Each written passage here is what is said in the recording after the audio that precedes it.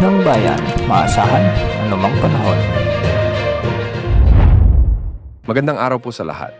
Narito ang latest update ukol sa lagay ng panahon ngayong araw ng Huwebes, Oktubre 10, 2024. Sa kasalukuyan ay northeasterly surface wind flow ang makakaapekto sa bansa ngayong araw.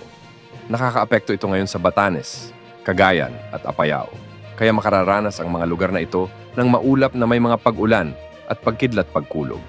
Samantala, may mga inaasahang thunderstorms naman sa Ilocos Region, nalalabing bahagi ng Cordillera Region, at nalalabing bahagi ng Cagayan Valley. Pagsapit ng hapon at gabi, posible na rin ang mga kalat-kalat na pag-ulan sa Central Luzon, Metro Manila, ilang bahagi ng Cabarzon, Palawan at Bicol Region.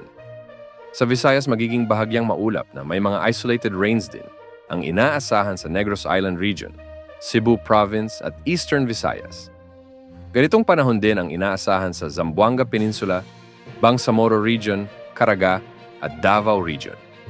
Samantala, wala namang nakikitang bagong low-pressure area o bagyo na posibleng pumasok sa ating area of responsibility sa susunod na 3 hanggang 5 araw.